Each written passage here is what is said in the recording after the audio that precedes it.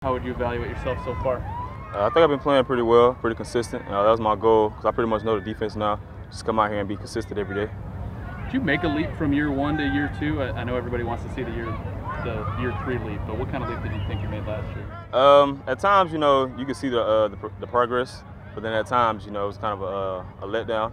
Just being more consistent, that's my goal this year, taking a leap into year three, to be consistent every game.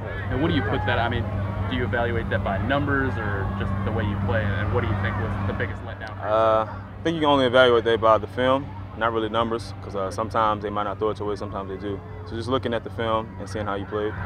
What did you see that kind of you needed to improve a lot on coming into this year? Just being focused each and every play. This is the NFL, so you're going to get targeted a lot, especially when you're going to the #1 receiver. So you got to be locked in and also study your film and read on your keys and anticipate certain things. You anticipate covering the #1 receiver every week? Yes, sir. I mean, any of us, because anybody can go down. That's the goal, is to guard the #1 receiver. The #1 corner is pretty much going to have to do that. So right now I feel like I'm the #1 corner, and that's what I'm going to do. What did you think of Cockrell's injury? I didn't see it. I was on the sideline, but I heard it was pretty bad, but I didn't get a chance to see it. What is he? Eric just told me that he's been highlighting Ross a lot in meetings and stuff. What did you see out of Ross in his first few days? Yeah, I mean, his nickname, coach, he gives him the nickname Pro. I mean, he does everything the right way, hustles, gets in his playbook, knows the defense, and I mean, just does everything that a veteran would do. One thing you probably would want this year is a bigger interception year, I guess. Is there?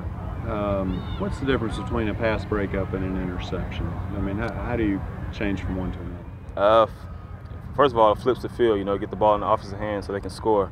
But I mean, just doing a lot of film study, so you anticipate certain routes and concepts, and that's pretty much the one thing, just anticipating a whole bunch of different routes and stuff. Is this the toughest division for a rookie cornerback to jump into with all these quarterbacks and then kind of grow as you've had to grow? Yeah, I think so. Each and every week, you go from Julio to Mike Evans to Michael Thomas and Ted Ginn. So we have a lot of hard receivers to cover, and also we have a lot of great quarterbacks in our division as well. So it's going to definitely be tough, but I feel like Dante Jackson and Rashawn Gardner, they can do it. With those quarterbacks and that film study, is it so much of it up here, facing those guys and getting to where you want to be? Yeah, pretty much. Once you get over the butterflies, you're going out there to your first game, you get through that. Everything else is mental, because I mean, we have the skill set. That's why we wouldn't be here if we didn't. So it's just pretty much mental from that point on. James, the NFL has a new lowering of helmet rule this year that's going to impact defenders. How much have the coaches talked to you guys about that? We haven't talked about it a lot yet, but of course they addressed it. But we haven't talked about what we're going to do. Of course, we do tackling drills every day. So I mean, we practice great form and great tackling every day. Do you feel comfortable knowing, like, under this new rule, what's prohibited now? Yeah, definitely. I mean, you just got to adjust to the rule, to the game, however you can. We'll see the first game pretty much. Captain brought up this ranking by Pro Football Focus the other day that the secondary is like 29. Do you see that? Yes, sir. Yeah, it's pretty disrespectful. That's one of our goals that we got to accomplish this year, is to be ranked higher. Get some respect around the league, pretty much. Do you care about like where an outlet ranks you though? Does it matter? I mean, of course, I come up here and say it doesn't, but it does. You want to be respected around the league, and you want people to notice it. Another random question. Jason Witten the other day wrote some article about like players in Twitter mentions and thinks that they should just not check their mentions and stuff. I know you're not on there a lot, but do you ever check that stuff? Every now and then. I could lie up here and say I don't, but every now and then I do. And do you ever feel like you should reply? Oh, no, I never reply. That's what they want you to do. Right. I feel like it's stupid and ignorant to do that. Julio Jones, is he of all those receivers you mentioned, is he the most difficult because of his skill set? Yeah, he's probably #1. All of them are pretty good, but I would say he's #1. And what do you have to watch for the most when you guys have matched up a lot already? Pretty much learn what they like to do. Of course, you look at the offensive coordinator, and you look at his previous history on what he likes to run, his route concepts and stuff like that. Situational football with where they're out on the field, what they might run, things like that. What did you do over the summer? What sort of interesting things have you done outside of football? Outside of football, I did yoga. I cooked quite a bit. I started to swim a little. Yeah, I started to swim a little bit. Swim? Why? Workout? Just the workout? Swim? Oh yeah. It's less stress on your joints and stuff, and you can still get your cardio in. Where'd you do that? I went over to Mecklenburg Aquatic Center. Yeah. Was there any like good Olympic-type swimmers in there? I know that's a high dollar training facility. Well, they don't charge me $5 to go in there for a day pass.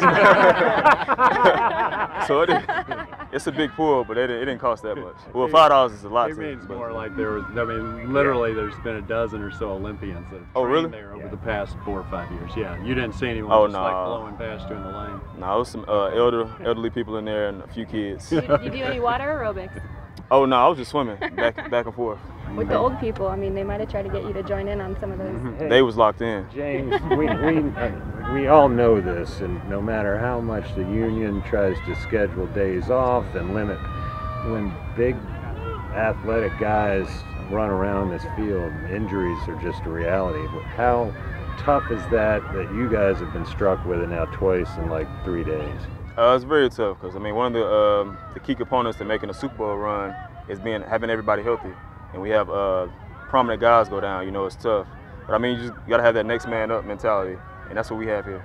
I mean, there are just certain injuries you can't prevent, correct? Oh, for sure. I mean, really a lot of them because you know football is a physical sport.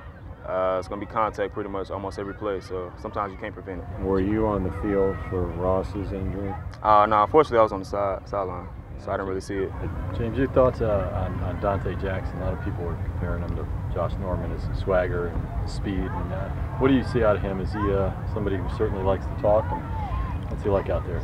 He's definitely confident in himself. I wouldn't say he's much of a trash talker. That's what they're gonna perceive of him, since he's kind of very confident in himself. But he doesn't talk a whole lot of trash, but he does talk a lot, and he's very fast, as you can see on the field. Looks like he's got some good makeup speed as well. Oh yeah, definitely. That's part of his game. You know, he's not the biggest corner, but he's real fast. James, how much were you swimming?